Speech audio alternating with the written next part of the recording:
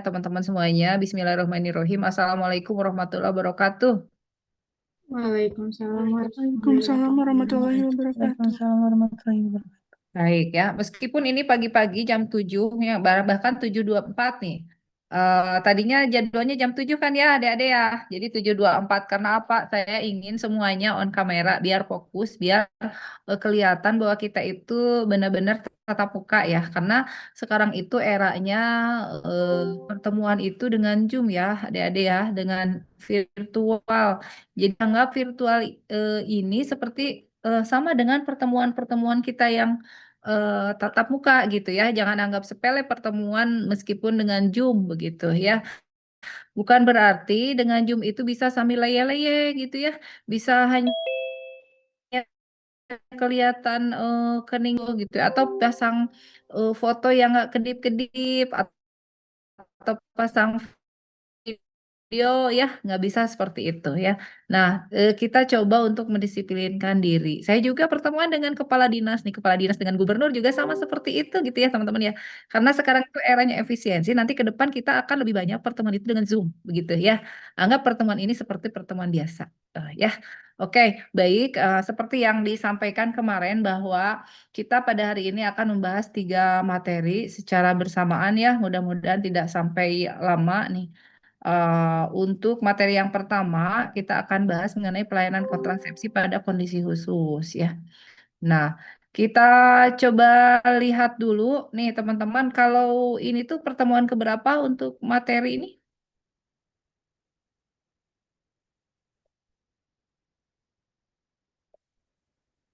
Pertemuan keberapa?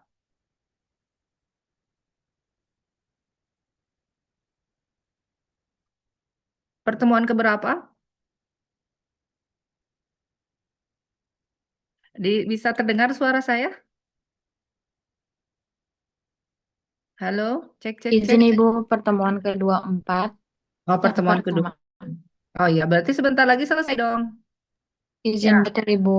Ya, oke. Berarti teman-teman kalau udah pertemuan kedua empat mah berarti sudah mengetahui hampir seluruhnya ya kan? Ya, betul?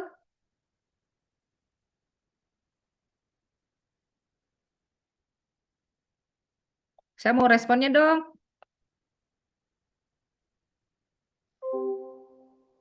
Betul tidak?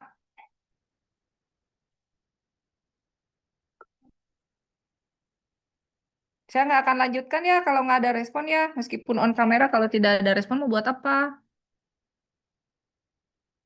Izin Ibu betul. Mohon direspon ya, jangan sampai saya ngomong sendiri ya. Oke, baik. Kita akan membahas kontrasepsi darurat yang pertama ya. Kontrasepsi pada kondisi khusus ya. Mohon direspon ya, jangan sampai saya seperti ngomong sendiri.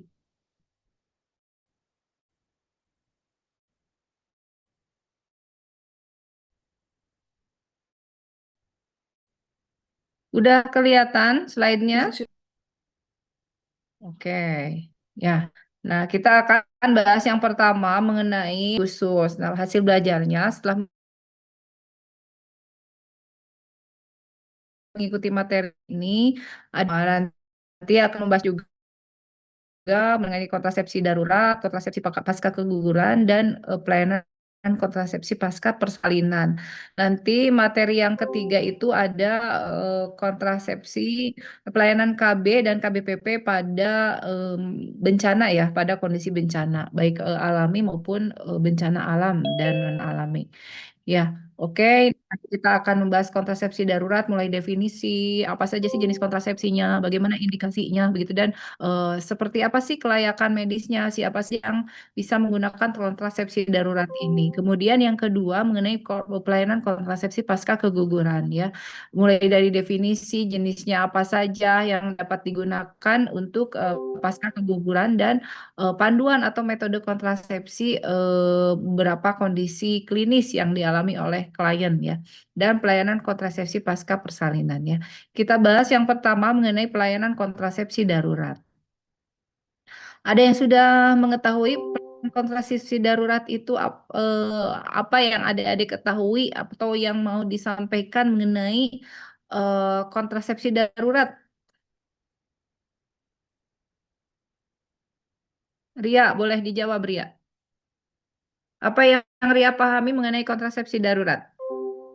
Oh, izin menjawab Ibu, kalau untuk kontrasepsi darurat itu kalau misal setelah lahiran, nah ibunya tuh mau pasang KB, namun ibunya mengalami kendala hipertensi, nah bisa dengan IUD. Mungkin yang dia paham segitu Ibu. Oke, kalau menurut Jia gimana? Jia Aulia.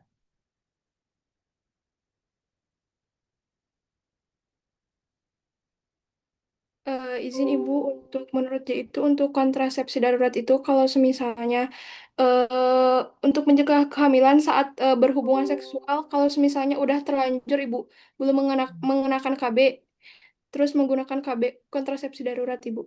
Mungkin Oke, seperti itu Ibu. baik, makasih Zia. Amelia, boleh. Gimana menurut pendapat Amelia? Baik, Ibu izin menjawab, kontrasepsi darurat itu menurut saya seperti metode kontrasepsi itu yang digunakan setelah terjadinya hubungan seksual Ibu untuk mencegah kehamilan yang tidak diinginkan Ibu izin.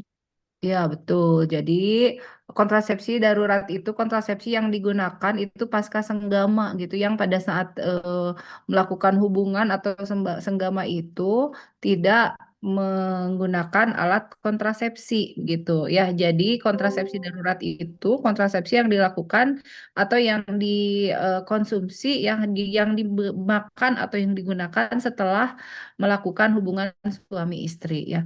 Nah, inilah ya yang digunakan kurang lebih dalam waktu 5 hari pasca hubungan suami istri ya, yang tidak terlindungi dengan kontrasepsi gitu ya. Jadi kalau misalnya apa, si kliennya itu tidak menggunakan alat kontrasepsi kemudian melakukan hubungan suami istri tapi dia tidak mau terjadinya kehamilan, maka dia bisa menggunakan kontrasepsi darurat sampai berapa hari? Sampai 5 hari pasca hubungan tersebut gitu ya. Kalau udah 5 hari bukan lagi namanya kontrasepsi darurat. Tujuannya apa? Tujuannya adalah untuk menurunkan risiko terjadinya kehamilan yang tidak diinginkan. Apakah boleh kontrasepsi darurat ini digunakan berulang-ulang atau dalam waktu yang lama, Tania?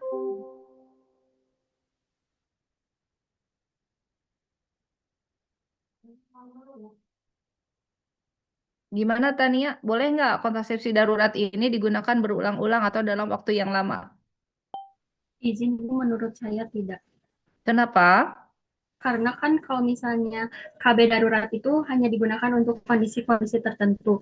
Sedangkan itu kita memerlukan KB yang panjang sehingga efektivitasnya tidak akan baik gitu efektivitasnya Bu. Oke, sip. Nah, makasih Tania. Betul sekali. Jadi, kontrasepsi darurat itu hanya berlaku untuk beberapa kali saja ya. Tidak dianjurkan untuk digunakan berulang-ulang. Begitu ya. Kenapa? Karena kontrasepsi darurat mah hanya bersifat sementara gitu ya. Bagaimana sih mekanisme kerja kontrasepsi darurat? Jadi, kontrasepsi darurat itu efeknya terjadi terhadap sperma, terhadap perkembangan sperma dan juga ovulasi dan terhadap tuba falopi. Jadi mengendalikan di dalam tubuh wanita tersebut yang sudah berhubungan tadi, kan ada sperma yang masuk nih. Bagaimana supaya spermanya itu menjadi lemah? Bagaimana spermanya itu menjadi mati begitu ya, tidak sampai masuk kepada tuba falopi, tidak sampai masuk tidak bisa sampai ketemu dengan ovarium yang sudah ovum yang sudah matang gitu ya, dan sampai tidak terjadi ovulasi gitu ya. Nah, efek terhadap tuba falopi juga. Jadi di tuba falopi sperma itu sudah terhalang, jadi tidak bisa sampai ketemu dengan ovum begitu ya. Itu mekanisme kerja kontrasepsi darurat begitu ya. Oke, setelah itu teman-teman, nah ini jenis-jenisnya. Ada jenis kontrasepsi darurat itu dua ya. Pertama, ada pil, ada juga AKDR. Jadi jenis kontrasepsi darurat itu ada dua. Ada pil kontrasepsi, ada AKDR. Nah, yang suka disebut kalau pil itu pil kondar namanya kontrasepsi darurat. Nah, itu singkatan ya. Nah, pil kondar ini dapat mencegah kehamilan jika diminum dalam jangka waktu 3 sampai 5 hari pasca hubungan tanpa perlindungan. Jadi kurang lebih 3 sampai 5 hari, maksimal 5 hari gitu ya. Nah, misalnya udah kelewat nih 1 hari, masih masih boleh gitu ya, masih bisa gitu ya. Yang penting setelah berhubungan sampai 5 hari maksimal. Kemudian bagaimana kalau dengan AKDR Coverte? Nah, kalau Coverte ini yang cukup efektif untuk mencegah kehamilan dan dapat digunakan dalam 5 hari pasca senggama yang tidak terlindungi. Jadi pada saat sebelum atau sampai dengan maksimal 5 hari bisa dipasang metode kontrasepsi AKDR Coverte gitu ya untuk mencegah terjadinya kehamilan. Kira-kira ada yang bisa menjelaskan nggak kenapa ini Coverte bisa mencegah kehamilan untuk yang sudah melakukan hubungan kurang lebih 5 hari maksimal? Coba Rahma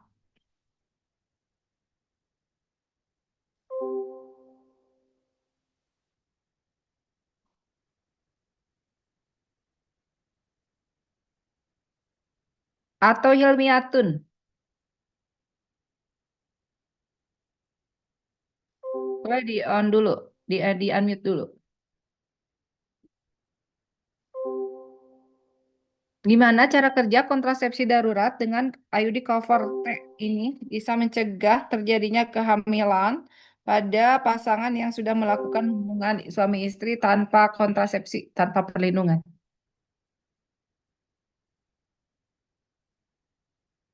Bagaimana Faiza? Menurut Faiza gimana?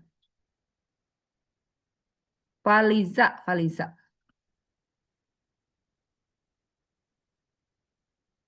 Boleh di on mic-nya, open mic. Faliza.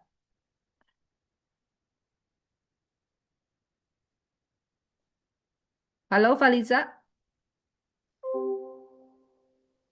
Faliza. Mana Faliza?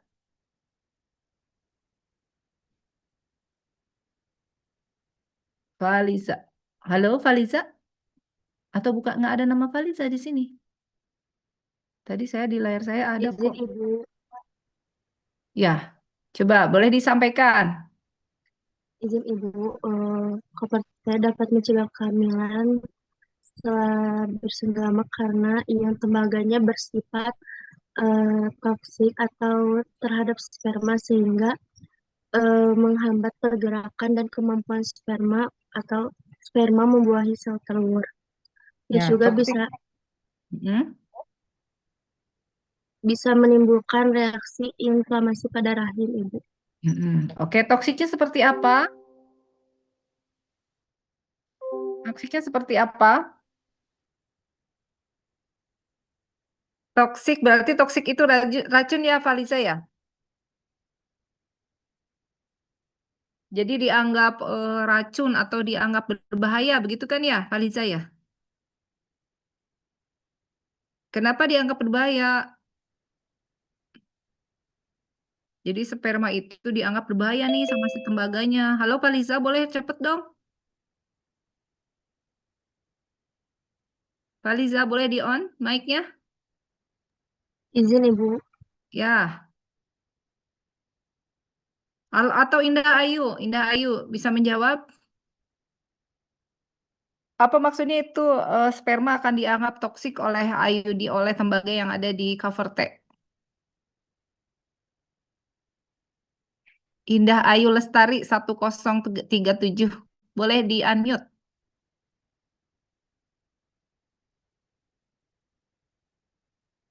Indah Ayu Lestari, boleh di unmute.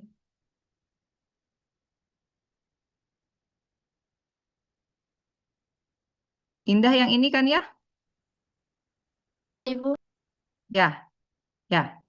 Boleh dijelaskan gimana sampai sperma itu dianggap toksik oleh cover T, oleh tembaga yang ada di dalam cover T.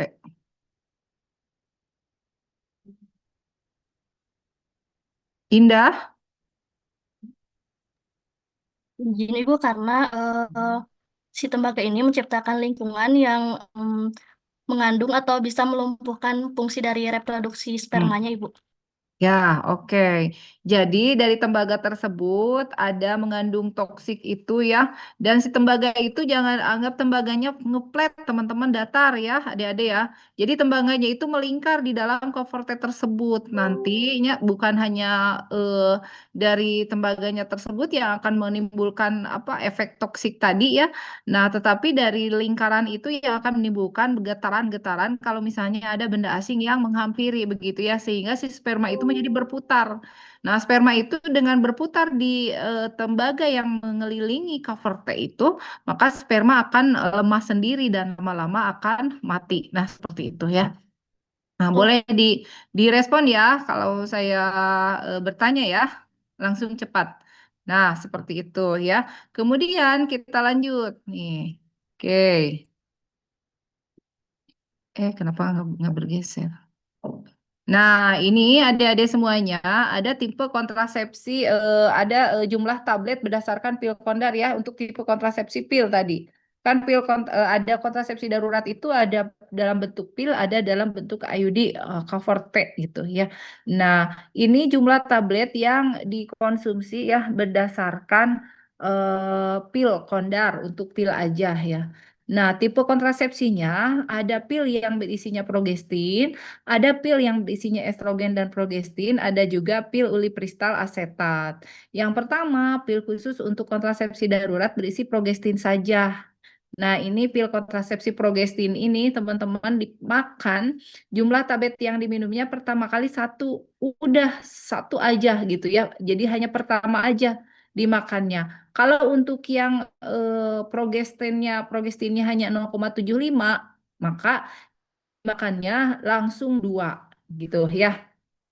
Nah, kemudian untuk yang pil estrogen dan untuk yang mengandung pil yang mengandung estrogen dan progesteron, pil khusus untuk kontrasepsi darurat yang berisi untuk estrogen dan progesteron ini dimakannya dua pada pertama setelah melakukan hubungan suami istri dan setelah itu 12 jam kemudian makan lagi dua gitu ya. Nah, untuk yang pil kontrasepsi kombinasi yang berisi estrogen dan progestin, teman-teman ya, yang isinya 0,2 miligram estrogennya ya, dan progesteronnya 0,1, tadi makannya 5 dan 5. Jadi pertama kali makan 5, kemudian 12 jam kemudian makan 5 lagi ya. Kalau yang 0,02 estrogennya, kalau yang estrogennya 0,05 maka dimakannya 2 gitu ya. Kemudian 12 jam kemudian makan lagi 2. Nah, ini banyak yang banyak di pasaran tuh yang isinya pil progestin dan kombinasi estrogen dan progestin begitu ya. Nah, indikasi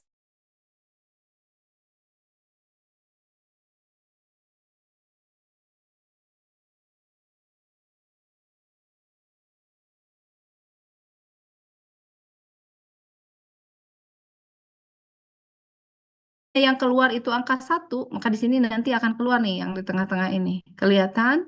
Ya. Nah, ini apakah dapat digunakan nih LNJ atau implan? Nah, ini di sini angka 1 munculnya di tengah ini. Kalau yang muncul angka 1 maka dapat digunakan gitu ya dalam kondisi apapun. Maka kriteria penilaian klinisnya maka boleh digunakan. Nah, apabila yang munculnya di tengahnya ini dua, maka keuntungan melebihi risiko. Dalam artian bahwa dengan menggunakan kontrasepsi ini pada kondisi tersebut, pada ibu hamil yang menyusui misalnya ya, menggunakan kondar tersebut, keuntungannya melebihi risiko. Berarti boleh digunakan tetapi ada risiko gitu ya. Jadi ketika penilaian klinis ya seperti ini ya, penilaian klinisnya tersedia, maka secara umum bisa menggunakan metode ini. Begitu ya. Apabila yang munculnya 3 nih di tengahnya, maka ini risikonya secara umum lebih keuntungan. Jadi lebih tinggi risikonya dibanding keuntungannya. Kebalikannya dengan yang nomor 2. Gitu ya. Biasanya penggunaan metode tersebut tidak direkomendasikan kecuali metode lain tidak tersedia atau tidak dapat diterima. Maka nih rekomendasinya, penilaian kliniknya, jangan menggunakan metode tersebut. Begitu ya. Nah, apabila yang munculnya 4, maka udah itu mah resiko kesehatannya tidak dapat diterima dan jangan menggunakan. Jadi tidak boleh digunakan. Begitu ya. Jadi coba balik lagi kita ke slide sebelumnya. Berarti kalau ini pil kondar diberikan untuk yang mempunyai riwayat kehamilan ektopik. Kalau satu itu apa tadi? Izin Ibu dapat digunakan.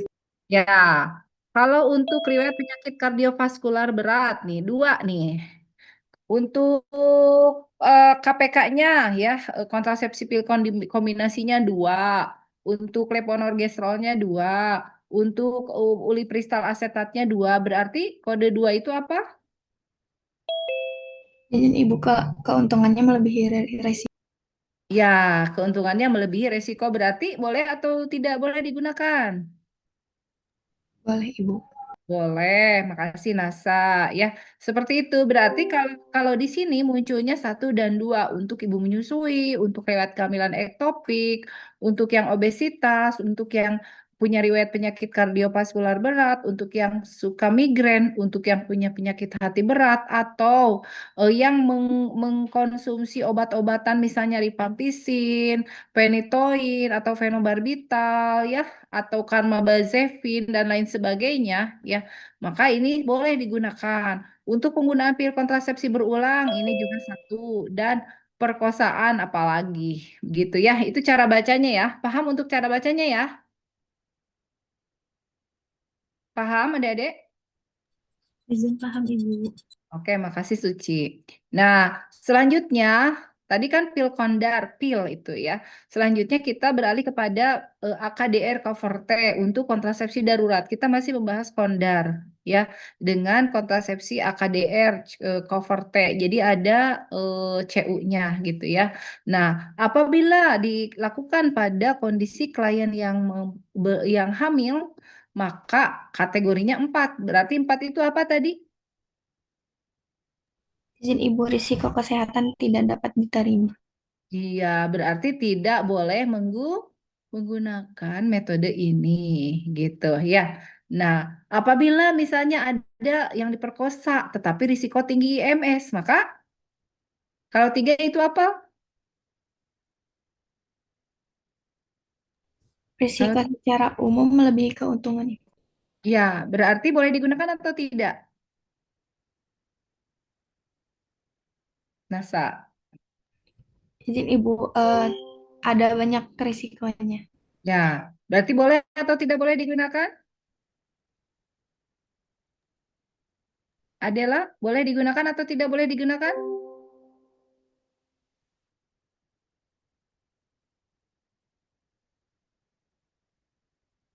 Adela, untuk yang korban perkosaan tapi mempunyai IMS?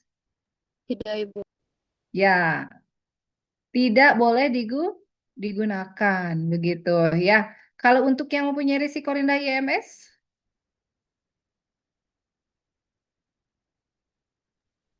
Izin Nadia gimana Nadia? Ibu dapat digunakan. Dapat digunakan. Karena apa? Berkesimpulan dapat digunakan. Di sini angkanya 1 gitu ya. Nah itu ya kriteria kelayakan medik dengan menggunakan klop ya, roda klop tadi ya. Paham ya teman-teman? Nah ini keterangannya ada di bawah nih. Kalau 1 itu metode kontrasepsi dapat digunakan setiap saat. Kalau 2 itu metode kontrasepsi dapat digunakan, tetapi ada risikonya. Kalau 3 itu metode kontrasepsi tidak direkomendasikan karena risikonya melebihi keuntungan. Yang keempat, ya kode 4 adalah metode kontrasepsi itu tidak digunakan dan tidak boleh digunakan. Ya, nah ada beberapa efek samping yang mungkin terjadi pada akseptor yang menggunakan pil kondar gitu atau bukan pil kondar ya, kontrasepsi darurat. Nah, ada efek samping jangka pendek, biasanya ada yang mual gitu ya, atau juga sakit kepala. Nah, atau juga yang perdarahan tidak teratur. Kalau mual dan sakit kepala biasanya terjadi pada akseptor yang menggunakan pil kondar. Tapi untuk perdarahan yang tidak teratur banyak didapatkan pada akseptor yang menggunakan KDR LNG. gitu ya. Nah, efek samping yang kedua setelah penggunaan pil kondar, periode menstruasi biasanya terjadi dalam 1 minggu dari waktu yang diharapkan, gitu ya.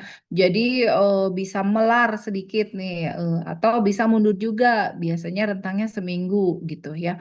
Kemudian ada juga perdarahan yang tidak teratur atau adanya bercak pada minggu atau bulan setelah penggunaan. Ya, kemudian ada juga nyeri payudara, nyeri perut, pusing dan kelelahan. Biasanya untuk yang nyeri payudara atau yang pusing itu yang menggunakan pil gitu ya. Nyeri perut biasanya didapatkan pada yang menggunakan kontrasepsi LNG atau IUD cover T ya.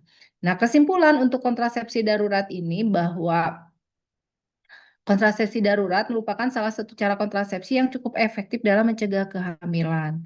Nah, berbagai jenis dan mekanisme kerja kontrasepsi eh, pada saat ini ya telah diketahui, namun efektivitasnya itu bervariasi ya karena dipengaruhi oleh beberapa faktor, bahkan oleh banyak faktor.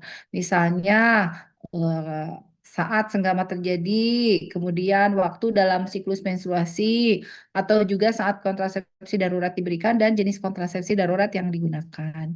Kemudian kesimpulan yang kedua pada prinsipnya, kondar bekerja dengan mencegah ovulasi atau mencegah viabilitas sperma gitu ya. Di perempuannya mencegah ovulasi, jadi di laki-lakinya mencegah viabilitas sperma yang udah masuk begitu ya, sehingga sperma tersebut kemampuannya menjadi berkurang untuk membuahi. Nah, jutaan kehamilan yang tidak dikehendaki dan atau aborsi dapat dicegah apabila kondar dapat diterima dan tersedia secara luas dan juga dipahami oleh pemberi pelayanan kesehatan. Nah, seperti itu ya untuk kontrasepsi darurat. Apa ya, ada yang ditanyakan untuk kondar? Kalau sudah jelas? Izin sudah jelas. Izin sudah jelas Ibu. Baik, kalau sudah jelas kita lanjut ya. Nah, kita lanjut kepada materi pokok yang kedua mengenai pelayanan kontrasepsi pasca keguguran ya. Nah, pelayanan kontrasepsi pasca keguguran itu adalah pelayanan kontrasepsi yang diberikan setelah penanganan keguguran selesai gitu ya. Kontrasepsi pasca keguguran ini perlu dimulai segera gitu. Jadi nggak usah nunggu 40 hari masa nifas ya. Seperti setelah melahirkan. Jadi setelah keguguran langsung segera dilakukan pemberian atau menggunakan metode kontrasepsi, salah satu metode kontrasepsi. Karena setelah keguguran itu ovulasi dapat terjadi dalam 11 hari setelah keguguran. Gitu ya. Jangan dikira bahwa setelah keguguran itu sama dengan ibu nifas yang melahirkan bayi yang normal begitu ya. Yang ibu nifas normal kan ovulasi terjadi 6 bulan nih minimal begitu ya. Nah, apabila menyusui itu juga, apabila tidak menyusui mah ya lebih cepat seperti itu. Karena apa? Karena apabila ibunya menyusui maka hormon progesteronnya akan keluar lebih banyak sehingga mencegah terjadinya ovulasi gitu ya. Kemudian, klien itu perlu mendapatkan konseling dan informasi agar mereka mengerti bahwa pertama, klien dapat hamil lagi sebelum haid berikutnya, gitu ya. Jadi kenapa kontrasepsi pasca keguguran ini disarankan untuk segera diberikan? Karena tanpa mendapatkan haid yang berikutnya, bulan berikutnya, klien tersebut dapat hamil begitu ya. Nah, ada beberapa kontrasepsi yang aman untuk menunda atau mencegah kehamilan dan kemudian di mana dan bagaimana klien dapat memperoleh pelayanan ya. Nah, ini disampaikan kepada klien begitu ya pada saat konseling. Informasi ini diberikan secara lengkap supaya klien itu paham begitu ya. Ada berapa alat kontrasepsi yang dipakai, di mana dia bisa mendapatkan alat kontrasepsi tersebut dan bagaimana nih pelayanannya. Apakah itu mah dibuka nih di bagian organ intimnya seperti itu. Oh, ini mah hanya diberikan dalam bentuk pel aja gitu ya. Nah, WHO merekomendasikan untuk kehamilan setelah keguguran itu minimal 6 bulan untuk mengurangi risiko yang dapat merugikan ibu dan perinatal. Jadi, Apabila yang sudah mengalami keguguran ingin hamil kembali, maka disarankan untuk 6 bulan menggunakan kontrasepsi dulu, kemudian setelah 6 bulan dia baru direkomendasikan untuk hamil kembali. Nah, apa saja sih jenis kontrasepsi yang digunakan untuk pasca keguguran? Nah, kontrasepsi yang dianjurkan sesudah keguguran trimester pertama sama dengan yang dianjurkan pada masa interval gitu ya. Interval itu setelah 40 hari bersalin. Nah, kontrasepsi yang dianjurkan sesudah keguguran trimester 2 beda dengan trimester pertama gitu ya. Jadi sama dengan yang dianjurkan pada masa pasca persalinan. Bedanya teman-teman ya, apa antara masa interval dan masa persalinan? Coba, siapa yang mau menyampaikan? Apa bedanya masa interval dengan masa persalinan? Maya Dinda Maharani, boleh? Boleh, Mai? Izin Ibu, kalau masa interval itu waktu jarak antara satu persalinan ke persalinan berikutnya. Nah, kalau masa persalinan itu proses melahirkan dari tanda persalinan sampai bayi dan plasenta lahir. Oke, itu definisi dari ChatGPT ya? Kan? Dari ChatGPT ya. Kalau interval itu ada KB interval, ada KB pasca salin, gitu ya. Jadi KB interval itu KB yang digunakan setelah ibu selesai masa nifas. 40 hari setelah bersalin. Kalau KB pasca salin itu KB yang digunakan segera setelah bersalin si ibunya, gitu. Gitu Maya. Ya. Jadi nanti cari chat di chat GPT-nya, promnya itu yang jelas, gitu ya. Jadi untuk kontrasepsi yang dianjurkan pada saat ibu mengalami keguguran trimester pertama dengan trimester kedua itu berbeda.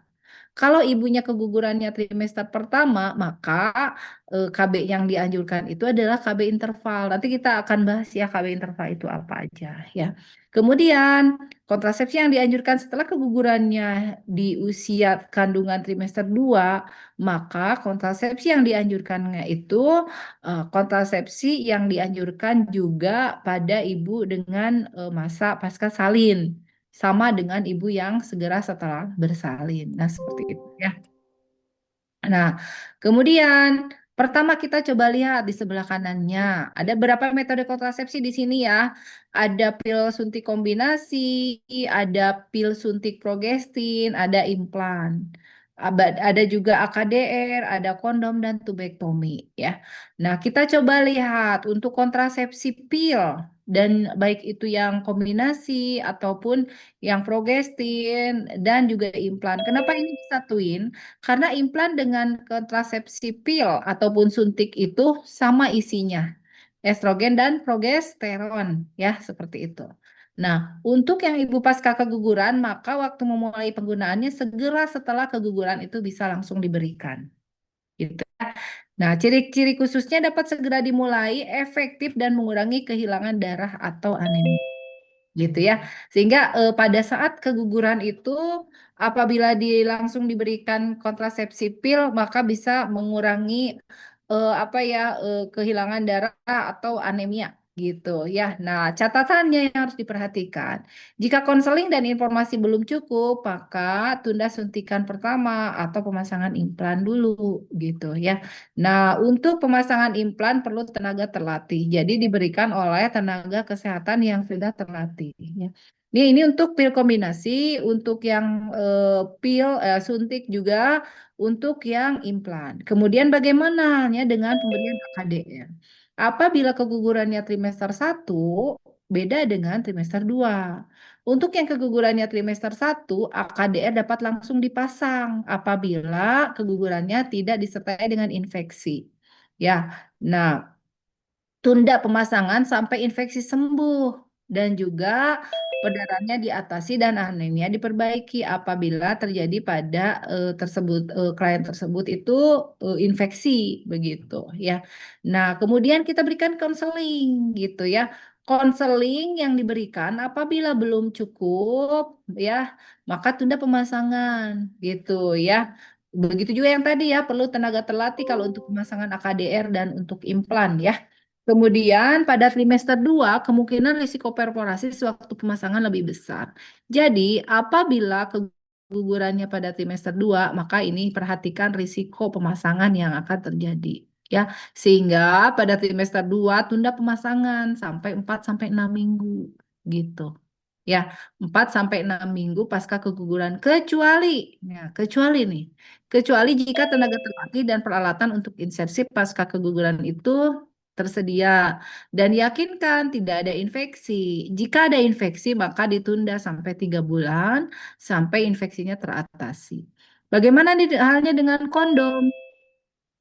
Penggunaan kondom pada klien yang pasca keguguran ini bisa segera dimulai setelah dia siap melakukan hubungan seksual gitu ya. Pada saat melakukan hubungan seks, dia bisa menggunakan kondom ya. Tapi kondom ini hanya bersifat sementara sambil menunggu klien tersebut menggunakan metode kontrasepsi yang lain. Begitu ya. Kemudian waktu penggunaannya pada saat waktu ovulasi pertama pasca keguguran nih. Tapi ini sulit diperkirakan ya kapan nih ovulasi pertama pasca kegugurannya. Jadi setiap melakukan hubungan suami istri langsung aja pakai kondomnya, begitu ya. Nah, kemudian bagaimana dengan sadar masa subur? Nah, sadar masa subur mah tidak dianjurkan ya. Kemudian untuk tubektomi. Nah, tubektomi apa itu tubektomi? Nazara. Izin Metode Ibu, tubektomi itu gimana? metode tubektomi itu dilakukan untuk wanita. Jadi kayak steril untuk wanita gitu Ibu. Dengan melakukan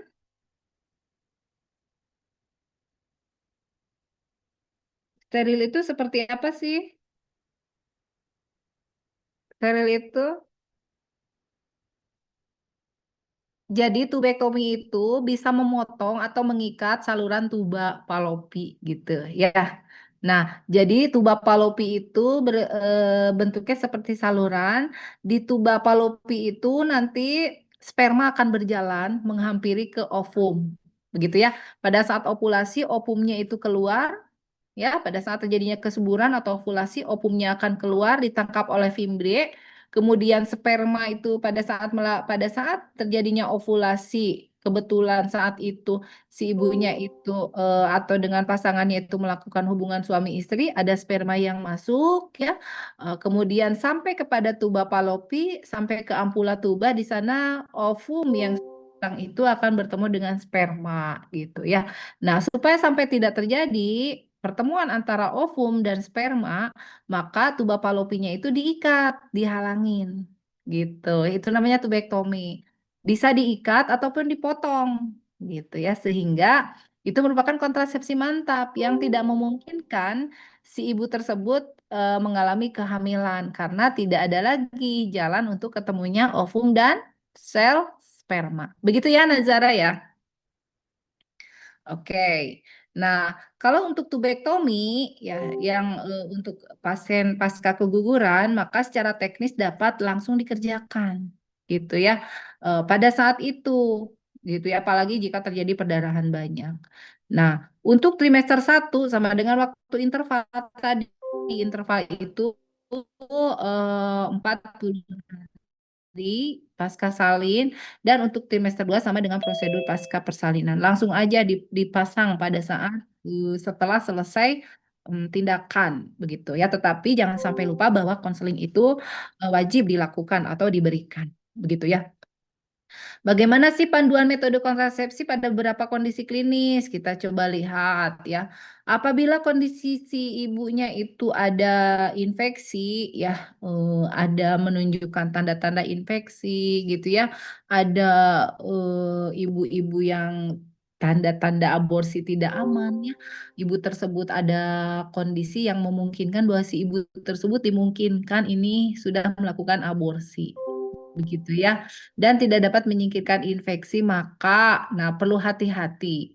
AKDR jangan dipasang sampai infeksinya teratasi, tubektomi jangan dilakukan sampai 3 bulan diyakini bahwa infeksinya sudah teratasi ya. Maka rekomendasinya adalah kontrasepsi kombinasi bisa diberikan atau kontrasepsi progestin ya bisa diberikan atau juga kondom bisa digunakan. Nah, bagaimana selanjutnya metode kontrasepsi yang digunakan pada kondisi yang ibunya itu mengalami perlukaan pada jalan lahir? Pasca keguguran, tapi ada perlukaan jalan lahir, misalnya ada perforasi dari uterus atau ada perlukaan di daerah vagina dan juga serviks. Maka AKDR jangan dipasang sampai perlukaan tersebut sembuh dan tubektomi juga dapat tidak dapat dilakukan gitu ya sampai perlukaannya sembuh. Maka rekomendasinya bisa tadi menggunakan pil kombinasi atau pil progestin ataupun juga suntik ya atau juga bisa menggunakan kondom. Nah, apabila kondisi ibunya perdarahan yang banyak, mengalami perdarahan yang banyak, kemungkinan bisa jadi HB-nya sampai rendah gitu ya, kurang dari 7 gram persen, maka perlu hati-hati untuk menunda pemakaian kontrasepsi sampai penyebab perdarahannya diketahui. Seperti itu ya. Nah, oke, kemudian kita lanjut kepada kontrasepsi pasca persalinan. Ada yang mau ditanyakan untuk kontrasepsi pasca keguguran? Sudah cukup? Ini sudah cukup, Ibu. Baik, kita bahas selanjutnya mengenai pelayanan kontrasepsi pasca persalinan ya, yang tadi yang interval dan pasca salin. Ada KB kontrasepsi itu ada 2 ya, berdasarkan dari waktu pemasangan. Ada KB interval, ada KB pasca salin. Nah, sekarang kita bahas mengenai KB pasca salin. KB pasca salin itu yaitu pemanfaatan atau penggunaan metode kontrasepsi dalam waktu 42 hari pasca persalinan atau masa nifas. Jadi segera setelah lahir sampai 40 atau 42 hari. Nah, KB pasca persalinan ini menggunakan metode KB modern yang tidak mengganggu proses laktasi ya untuk ibu yang menyusui. Jadi KBPP ini diberikan untuk ibu yang tidak dapat mengganggu proses menyusuinya gitu ya. Nah, apabila pertama kita lihat ya, ibu pasca salin. Nah, ibu pasca salin yang pertama tidak diberikan KBP, maka ini akan kemungkinan terjadi kehamilan tidak diinginkan. Karena apa? Ya, adik-adik kalau dulu itu banyak ibu-ibu yang aduh udah nunggu sampai mens aja, nanti baru di KB gitu ya, atau nunggu sampai 40 hari aja. Tidak di KB nanti kebablasan sampai terjadinya kehamilan lagi. Dan pernah kejadian atau banyak sekali kejadian berdasarkan penelitian juga ibu yang hamil kembali ya karena tidak menggunakan KB setelah bersalin begitu ya, dia teh kajong-jonan begitu ya. Nah, untuk ibu bersalin yang menggunakan KB pasca salin misalnya dilakukan KB pasca persalinan, maka nah ini akan menguntungkan kita dari segi ini ya cakupan cakupan KDR kontrasepsi kontaknya akan meningkat gitu ya, MKJP-nya metode kontrasepsi jangka panjang cakupannya akan meningkat. Kemudian kesehatan ibu dan bayi juga akan meningkat dan unmet need juga akan meningkat. Ada yang tahu unmet need itu apa? Izin Ibu, Shaddai. Ya, boleh? Izin Ibu, unmet need itu ibunya tahu membutuhkan KB, ibunya tahu manfaat KB, ibunya tahu tentang KB, tapi ibunya tidak ber-KB. Ya, ibunya tahu tentang KB. Ibu tidak ingin hamil lagi, tetapi tidak mau menggunakan KB gitu, ya kan? Betul? Izin Ibu, betul. Ya, makasih Adinda. Jadi ibunya itu tahu tentang KB, tahu ada KB. Dia itu tidak mau hamil lagi, tetapi dia tidak mau menggunakan KB. Nah, itu namanya unmitnin, gitu ya. Kalau ibu pasca salin itu sudah dilakukan KB pasca persalinan, langsung segera setelah bersalin, maka cakupan metode kontrasepsi jangka panjang meningkat, kesehatan ibu dan bayi meningkat, juga angka unmitninnya itu juga meningkat begitu ya, sehingga diharapkan AKI, AKB dan total fertility rate itu semakin meningkat. Apabila tidak dilakukan KBPP, tadi kemungkinan akan terjadi kehamilan tidak diinginkan. Maka terjadilah 4 resiko. Yang 4T tadi terlalu sering begitu ya, terlalu sering hamil itu ya, terlalu dekat kehamilan yang satu dan kedua begitu. Nah, ini berisiko. Berisikonya apa? Bisa jadi dia hamil dengan komplikasi. Kalau sudah hamilnya dalam keadaan komplikasi, maka bersalin dan nipasnya juga akan mengalami komplikasi, dan ini TFR-nya itu tuh berpengaruh terhadap peningkatan penurunan TFR begitu ya. Kemudian nih aborsi. Aborsinya berisiko apabila kehamilan tidak diinginkan. Masih banyak sekarang yang tidak mau hamil tetapi dia tidak KB sehingga dia hamil. Maka kehamilannya disebut kehamilan yang tidak diinginkan. Maka dia akan mencari tempat yang bisa melayani aborsi yang meskipun yang tidak aman, dia akan cari. Dan kemudian, nah ini kemungkinan akan terjadi nih komplikasi aborsi. Sehingga nih nanti dampak yang akan terjadi adalah terjadinya kematian ibu. Sehingga kematian ibu itu meningkat. Seperti itu ya. Oke, kita lanjut. Seberapa penting kalau begitu penggunaan KB pasca persalinan? Apa penting atau sangat penting atau tidak penting? Sangat penting, Ibu. Sangat penting karena Jadi Ibu seperti yang sudah dijelaskan, salah satunya supaya tidak ada unmet need, juga karena setelah bersalin juga kesuburan itu dapat kembali cepat gitu. Dan banyak banget masyarakat yang percaya kalau pasca persalinan itu nggak akan hamil, tapi sebetulnya bisa saja hamil gitu tanpa disadari. iya, betul. Banyak masyarakat yang masih percaya bahwa setelah hamil itu setelah melahirkan itu tidak akan cepat-cepat hamil lagi. Gitu ya. Padahal apabila ibunya subur, bisa dengan cepat hamil kembali, begitu ya. Sehingga sangat penting pada saat ibu tersebut bersalin, dia masih merasakan sakitnya bersalin, dia langsung dipasang atau dilakukan pemasangan atau dilakukan tindakan atau langsung menggunakan metode kontrasepsi pasca salin. Nah, dengan pelayanan KB pasca persalinan bisa menurunkan miss opportunity. Jadi klien sudah kontak dengan nakes pada saat ANC, kemudian bersalin dan juga nifas sehingga bisa menurunkan unmet need gitu ya. Nah, ini bisa disampaikan pada saat ANC, pada saat bersalin gitu ya. Tapi bagusnya itu pada saat ANC sudah diperkenalkan untuk penggunaan KB pasca salin tersebut begitu ya. Dan untuk tujuan dari pelayanan KBPP tersebut yang kedua itu bisa meningkatkan kepesertaan baru begitu ya, dan meningkatkan cakupan KB MKJP metode kontrasepsi jangka panjang, juga menurunkan salah satu komponen yang tadi 4 terlalu ya, yang berisiko tadi, yang diantaranya terlalu sering dan juga terlalu dekat. Juga menjaga jarak kehamilan dan meningkatkan kesehatan ibu dan anak.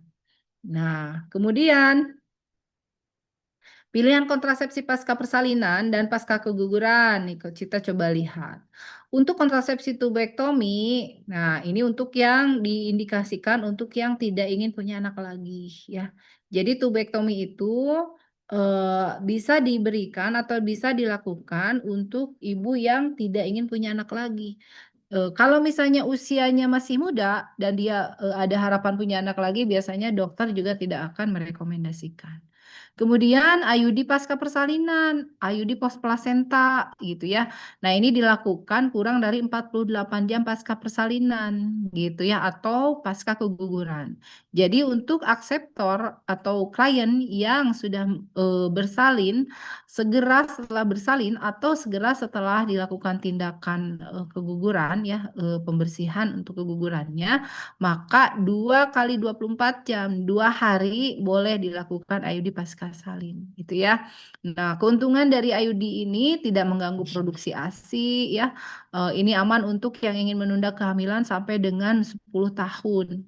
Nah, untuk yang pasca persalinan kesuburan ini dapat kembali ya setelah hari ke-21 setelah melahirkan. Nah, tadi disampaikan untuk yang pasca keguguran mah bahkan lebih cepat ya, di hari ke-11 setelah keguguran.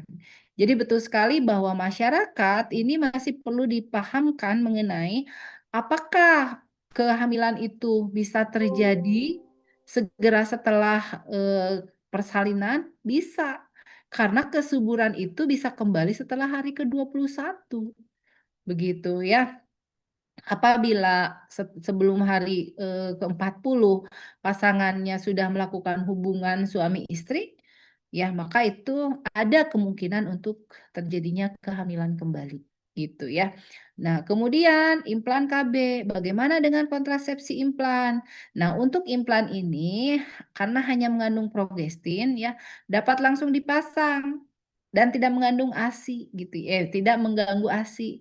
Karena progestin itu tidak mengganggu ASI, maka bisa langsung dipakai untuk yang pasca salin ataupun pasca keguguran gitu ya. Nah, kalau yang kontrasepsinya mengandung estrogen atau pil kombinasi, maka tidak boleh ya untuk yang pasca salin gitu ya. Nah, ini untuk pil progestin mah boleh dan kombinasi mah tidak boleh ya. Kemudian kontrasepsi untuk kondom mah boleh ya. Kemudian kita lanjut. Nah, pelayanan KBPP dan KBPP di fasilitas kesehatan. KBPK ya, KBPK dan KBPP. KBPK itu kontrasepsi keluarga berencana pasca keguguran. Kalau KBPP itu pasca salin ya. Kita lihat ya. Untuk yang digunakan pasca keguguran itu tadi apa saja? Ada yang boleh digunakan metode kontrasepsinya? Progestin? Kombinasi boleh? AKDR boleh? Izin boleh Ibu. Boleh gitu ya. Yang KB pasca keguguran gitu ya. Jadi ini pada masa konsepsi. Nah, pada masa bersalin dan segera setelah masa bersalin nih 42 jam sebelum pasien pulang maka diberikanlah KB pasca persalinan gitu ya sebelum ibu pulang dari vaskes. Jadi ada tiga jenis pelayanan KB ya, baik itu KB ini pasca keguguran nih yang diberikan pada saat konsepsi terjadi. Jadi sebelum persalinan pada saat kehamilan.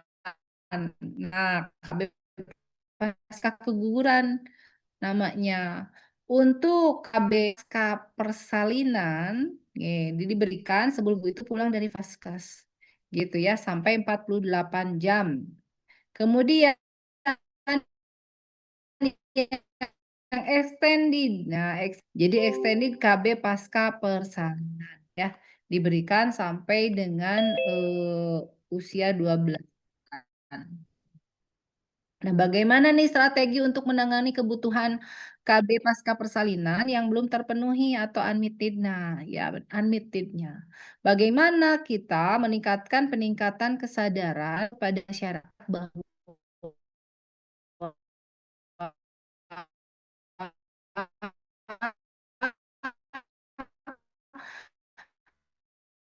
mereka itu sangat yang keberlanjutan pelayanan dan bagaimana manajemen pelayanannya diberikan dengan kualitas begitu ya, sehingga bisa memaksimalkan layanan yang berbasis masyarakat, menggiring sasaran mulai dari Pak RT ya, Bu RT-nya, Pak RW itu bisa diajak bekerja sama dengan kita gitu ya. Dan memperluas pilihan. Ada banyak pilihan metode kontrasepsi yang bisa digunakan segelas setelah pasca salin. Nah, tentunya manajemen pelayanan KBPP itu perlu seperti apa supaya KBPP itu semakin meningkat cakupannya begitu ya. Bagaimana strategi yang dilakukan untuk menurunkan unmet need, bagaimana strategi untuk menjarangkan kehamilan, untuk meningkatkan peserta KB, untuk yang ganti cara, untuk yang mulai memperkenalkan KB sebagai intervensi ya. Nah, kedua, bagaimana melaksanakannya? Pertama adalah kita harus meningkatkan atau memperkuat keterampilan dari nakes. Dalam hal ini, yang mempunyai kewenangan untuk melakukan atau memberikan pelayanan KB itu adalah bidan dan dokter melalui penggunaan konseling KBPP dengan menggunakan strategi konseling berimbang. Nah, ya, yang hal ini akan meningkatkan pelayanan KB AKDR gitu ya, postpartum yang diberikan segera setelah kelahiran ataupun KB gitu ya. Nah, metode amenorelaksasi udah tahu? Yang seperti apa metode amenorelaksasi?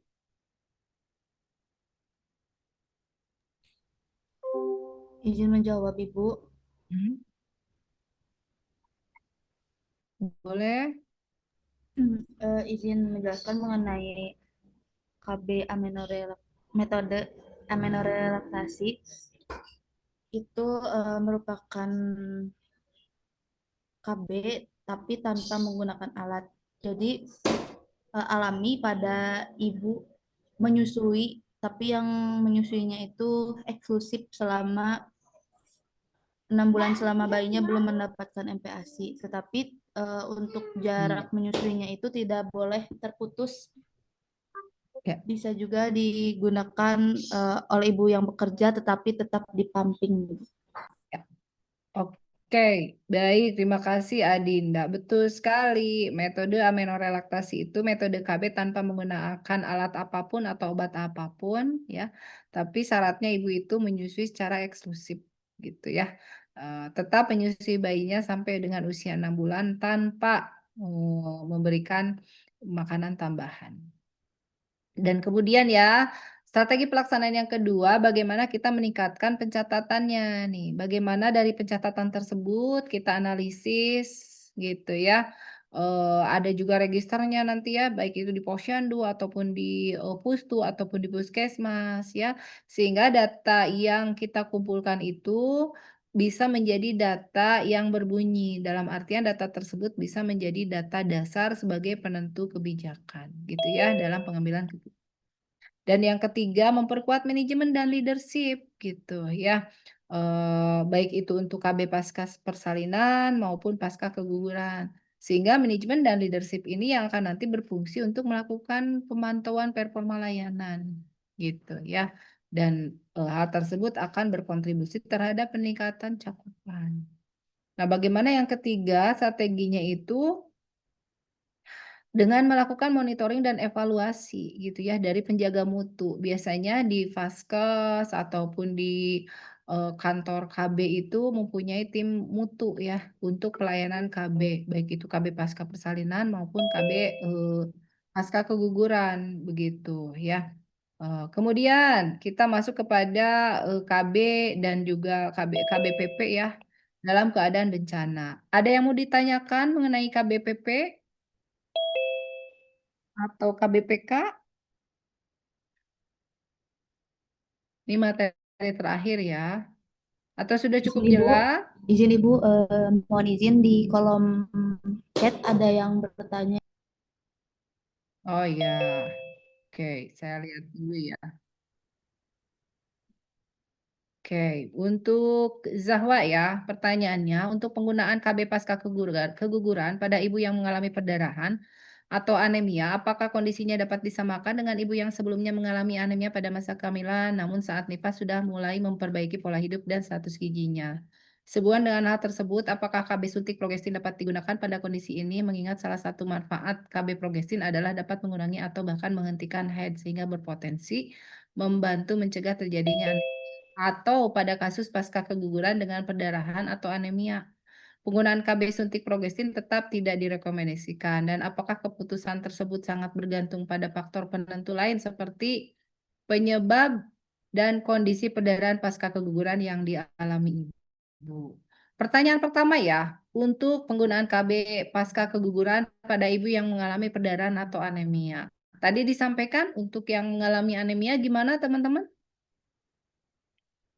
Apakah bisa disamakan dengan ibu yang sebelumnya mengalami anemia pada masa kehamilan? Namun saat sudah nifas mulai memperbaiki pola hidup. Kan ini pertanyaannya pada ibu yang pasca keguguran ya? Tuh. Coba kita resapi pertanyaannya. Untuk pada ibu yang mengalami perdarahan atau anemia yang pasca keguguran nih. Keguguran ibunya anemia gitu ya. Apakah disamakan kondisinya dengan ibu yang sebelumnya mengalami anemia pada masa kehamilan namun saat nifas sudah mulai memperbaiki pola hidup dan status gizinya? Sama nggak teman-teman? Bisa disamakan nggak?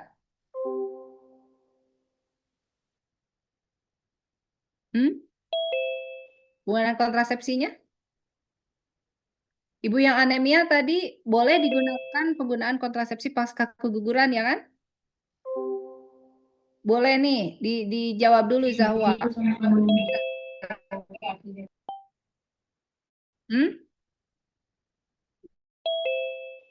Gimana maksud pertanyaannya Zahwa?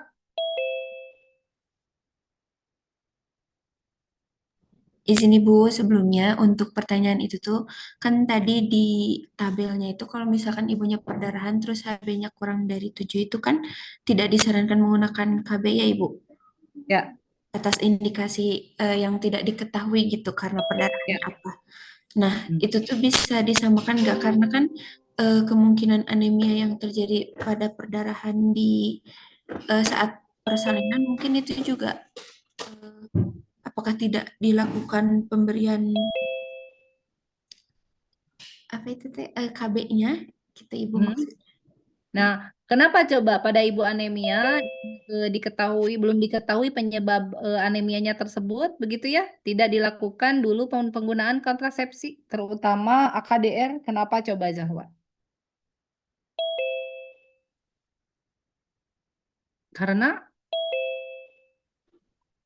kalau penggunaan KB itu bisa menimbulkan terutama KDR ya, ada spotting atau keluaran darah sedikit-sedikit atau bisa jadi memperparah anemianya gitu ya. Bisa jadi perdarahannya jadi banyak. Jadi ada benda asing yang masuk ke dalam uterus sehingga uterusnya ada luka. Nah, apabila ibunya tersebut anemia yang belum diketahui penyebabnya, maka bisa memperparah nih keadaan anemianya begitu ya. Nah, berbeda lagi apabila ibu yang sudah nifas, ibu yang sudah bersalin, gitu ya. Ibu yang sudah bersalin, namun sudah memperbaiki pola hidup dan status gizinya. Berarti kalau sudah memperbaiki pola hidup dan status gizinya, kemudian sudah tidak ada lagi anemia, maka ibu tersebut boleh nggak diberikan menggunakan kontrasepsi AKDR? Zawa, boleh nggak? Izin Ibu boleh. Iya, nah seperti itu jawabannya ya. Kemudian yang kedua, sehubungan dengan tersebut, apakah KB suntik progestin dapat digunakan pada kondisi ini? Ah,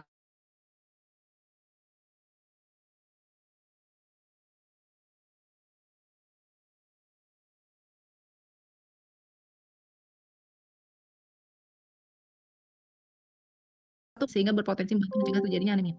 Apakah menghentikan haid tersebut ada hubungannya dengan kejadian anemia?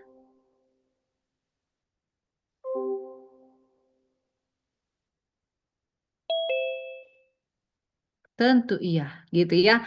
Jadi kalau yang anemia, saya rasa ya ini dulu dicari dulu penyebabnya apa gitu, anemia dari apa. Kalau penyebabnya tidak diketahui, nanti akan kelihatan di klop ya, dari kelayakan medisnya. Apabila HB-nya kurang atau anemia yang tidak diketahui penyebabnya, maka apakah angkanya 3 atau 4? Biasanya itu di 3 gitu ya. Karena untuk menggunakan salah satu metode kontrasepsi penyebab anemia tersebut begitu ya. Begitu Zahwa ya. Kemudian ataukah pada kasus pasca keguguran dengan perdarahan atau anemia penggunaan KB suntik progestin tetap tidak direkomendasikan, dan apakah keputusan tersebut sangat bergantung pada faktor penentu lain seperti penyebab dan kondisi perdarahan pasca keguguran yang dialami Ibu? Zahwa maksudnya? Ya, jadi kan tadi Bu, kalau misalkan anemianya nggak diketahui penyebabnya, perdarahannya kenapa, ya berarti tetap tidak direkomendasikan gitu ya, Ya, meskipun penggunaannya progestin gitu Ibu. betul. Betul, seperti itu. Ya, jadi intinya bahwa ketahui dulu penyebab anemianya. Begitu ya. Oke? Paham ya Jawa ya? Dapat dipahami Ibu. Terima kasih Ibu jawabannya. Oke, sama-sama. Baik, kita lanjut ya kepada pelayanan KB dan KB pasca persalinan dalam keadaan bencana ya. Nah, pada saat keadaan bencana ini tentunya meningkatkan risiko terhadap kesehatan reproduksi ya. Kesehatan reproduksi akan terdampak ya dari kejadian bencana gitu ya. Tapi pelayanan KB itu harus tetap tersedia. Karena jangan sampai terjadi kehamilan yang tidak diinginkan. Nah, KBPP itu penting untuk menunda kehamilan setelah persalinan pada kondisi krisis. Jadi, sangat memungkinkan adanya ibu yang melahirkan pada saat bencana. Saat memungkinkan adanya hubungan suami istri pada saat terjadinya bencana. Karena itu kebutuhan biologis. Dan ada kemungkinan terjadi kehamilan tidak diinginkan pada saat bencana. Nih ya, kemarin kan bencana di Aceh, bencana di Sumatera. Nah itu ada beberapa yang meningkatkan risiko terhadap kesehatan reproduksi. Ya, baik itu bencana alam, non alam, maupun bencana sosial gitu ya. Ada bencana alam yang kemarin ini terjadi di Aceh, di Sumatera gitu ya. Kalau non alam pandemi COVID ya. Nah, kemarin nih yang terasa untuk kesehatan reproduksi. Efek dari terjadinya pandemi COVID-19 1 dan 2 tahun setelah itu maka terjadilah baby boomer, banyak sekali persalinan, banyak sekali kehamilan yang tidak diinginkan. Banyak sekali menjadi tinggi ya angka kehamilan yang tidak diinginkan. Karena apa? Karena masyarakat takut ketemu dengan nakes. Begitu ya. Oke, kemudian termasuk juga tadi bencana non bencana sosial ya, misalnya ada teroris, misalnya seperti itu sehingga menyebabkan orang itu takut keluar rumah, gitu ya. Apa sih dampak bencana pada pelayanan KB? Jadi ini aksesnya jadi terhambat gitu ya. Sehingga dengan aksesnya terhambat bukan hanya akseptor yang sulit untuk kontak dengan nakes, maka logistik alat dan obat kontrasepsinya juga menjadi terhambat. Coba bayangin deh adik-adik di Aceh, di Sumatera, bagaimana nih keperluan logistiknya, kebutuhan untuk alat kontrasepsinya bisa jadi terabaikan. Karena yang terfikirkan itu di masyarakat itu memberikan sumbangannya pakaian bekas, obat-obatan lain ya. Jarang banget yang ngasih bantuan obat-obatan, makanan lebih gitu ya. Dan juga bisa berdampak terhadap ini nih peningkatan risiko kehamilan tidak diinginkan tadi ya. Ada yang kalau kebutuhan biologis itu kan pasti itu Maya karena kebutuhan. Maka hubungan seksual bisa dilakukan di mana aja gitu ya pada saat kejadian bencana sekalipun apalagi dalam keadaan stres. Sehingga si ibunya tidak menggunakan kontrasepsi, melakukan hubungan suami istri, maka dimungkinkan terjadinya kehamilan yang tidak diinginkan. Kemudian bisa menurunnya pemantauan dan edukasi reproduksi, boro-boro memantau, boro-boro edukasi, ya, nakesnya sendiri juga terdampak bencana, ya. Kemudian, bagaimana tujuan dari pelayanan KB di situasi bencana? Kita ingin mencegah kehamilan yang tidak diinginkan itu, ya. Jangan sampai terjadi kehamilan tidak diinginkan. Apa yang harus dilakukan? Pertama, menjamin akses kontrasepsi yang aman. Biasanya dibuka posko kesehatan. Kemudian ya, melindungi kelompok rentan untuk ibu nifas, remaja, dan penyintas kekerasan seksual. Dan juga mendukung ketahanan kesehatan reproduksi untuk jangka panjang, ya. Nah, itu tujuannya. Ada beberapa prinsip untuk penyelenggaraan pelayanan KB pada saat bencana. Prinsipnya itu adalah cepat, tepat, dan sesuai dengan kebutuhan. Dengan mengutamakan metode kontrasepsi yang praktis dan mudah diakses, kemudian ada koordinasi lintas sektor, baik itu BNPB ya, Badan Nasional Penanggulangan Bencana, dengan Dinas Kesehatan, dengan LSM, dengan TNI, biasanya seperti itu ya. Dan kemudian dengan mengedepankan perlindungan dan kerahasiaan klien. Bukan berarti pada saat bencana tersebut semuanya menjadi lebih terbuka. Semua orang boleh tahu, nggak boleh gitu ya. Nah, ini metode kontrasepsi yang direkomendasikan di situasi bencana. Ya, kontrasepsi jangka panjang sangat dianjurkan untuk diberikan atau dilakukan pada saat terjadinya bencana, ya. Tapi apabila tidak ada, bisa ada pil ataupun kondom gitu ya untuk yang respon cepat, misalnya kekurangan sumber daya manusianya. Bisa kalau pil itu kan langsung dikonsumsi. Untuk suntik 1 bulan juga gitu, apabila logistiknya mendukung, apabila sumber daya manusianya juga mendukung gitu ya, atau bisa yang lebih cepat mapil dan gitu ya. Oke, kemudian pelayanan KPPP dalam bencana itu berfokus pada ibu pasca salin segera dan juga dini. Jadi prioritas metode IUD pasca plasenta dan implan juga kondom ya. Pada ibu pasca salin langsung berikan IUD pasca plasenta atau pasca persalinan, setelah plasenta lahir langsung dipasang IUD. Kemudian edukasi jarak kehamilan aman minimal 2 tahun dan pemantauan kesehatan ibu ya, walaupun ibunya tersebut dalam pengungsian. Tentunya ada beberapa tantangan yang bisa didapatkan pada saat kondisi bencana ya. Di antaranya tantangannya itu yang paling utama itu adalah keterbatasan nakes. Kemudian bukan hanya keterbatasan nakes, tetapi minim nih ruang privasi. Karena di pengungsian itu ya sangat dimaklumkan untuk tidak adanya ruangan khusus. Gitu ya, adanya stigma dan hambatan budaya, juga gangguan rantai pasok alat kontrasepsi. Nah, ini beberapa tantangan yang mungkin didapatkan pada saat kondisi bencana untuk pelayanan KB dan juga KB pasca persalinan. Bagaimana nih strategi untuk mengatasi tantangan tersebut? Nah, biasanya ada mobile clinic ya. Nah, mobile clinic tentunya disesuaikan juga dengan bencananya. Keadaan bencana kemarin mah itu kan bencana yang Sumatera Aceh mah itu mah bencananya luar biasa gitu ya. Mobilnya itu mobile clinic tuh. Jadi bagaimana mobile clinic itu eh, bukan hanya dalam bentuk mobil, tapi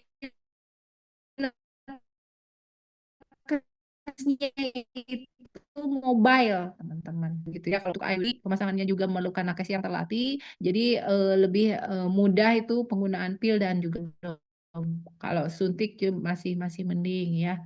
Bagaimana pendistribusian pelayanannya, kemudian bisa juga nakes itu bekerja sama atau kolaborasi dengan relawan yang ada ya, yang tentunya relawannya terlatih di situasi bencana dan penguatan edukasi berbasis komunitas begitu.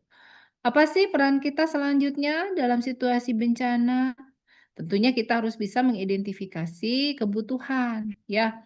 Kebutuhan baik itu untuk KB secara umum, untuk KB pasca persalinan juga, gitu ya. Kita berikan konseling yang cepat dan tentunya efektif. Kita harus menjamin pelayanannya aman dan juga sesuai dengan standar, meskipun dalam keadaan bencana, pelayanan itu harus diberikan dengan aman dan sesuai dengan standar, ya. Kemudian peran bidan adalah melaporkan kebutuhan, baik itu secara logistik ya dari alatnya, obat kontrasepsinya, begitu ya, sarana prasarana yang dibutuhkan untuk pemasangan atau pemberian layanan di lapangan, begitu ya, termasuk juga hambatan-hambatan apa yang didapatkan pada saat pelayanan dilakukan di daerah bencana. Nah, ini ada paket minimum pelayanan ya untuk pencegahan kekerasan seksual dan dukungan penyintas. Pertama, pencegahan kehamilan tidak diinginkan, pelayanan persalinan darurat, jadi wajib ada pos kesehatan untuk pelayanan bersalin meskipun darurat, tapi tadi ya sesuai dengan standar, termasuk pencegahan infeksinya ya, pencegahan dan pengendalian infeksinya. Dan juga perencanaan pelayanan kesehatan reproduksi jangka panjangnya. Jadi kita buat perencanaan untuk pelayanan kesehatan reproduksi pada jangka panjang. Nah, kesimpulan dari semuanya, untuk pelayanan KB dan KB pasca persalinan, pada saat bencana harus tetap berjalan. Ya, kita bidan memiliki peran penting dalam menjaga kesehatan reproduksi, keberhasilan layanan. Baik, terima kasih. Ada yang mau ditanyakan?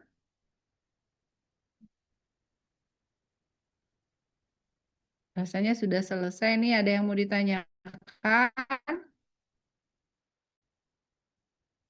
Atau sudah cukup jelas?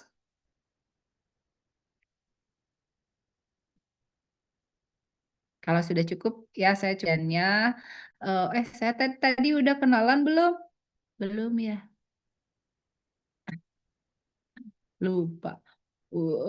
Nama saya Fitri ya. Adik-adik semuanya. Saya kerja di Dinas Kesehatan Provinsi Jawa Barat di Jalan Master nomor 31 di UPTD Pelatihan Kesehatan ya. Saya bekerja sehari-hari sebagai Widaiswara bidan ya di UPLKS. Jadi kalau nakes-nakes yang pelatihan ada di UPLKS, insya Allah ketemu saya di situ. Ya, oke. Udah, adik-adik ada yang mau ditanyakan nggak atau mau kita diskusikan? Sudah cukup? Kalau sudah cukup, boleh beri reaction jempol.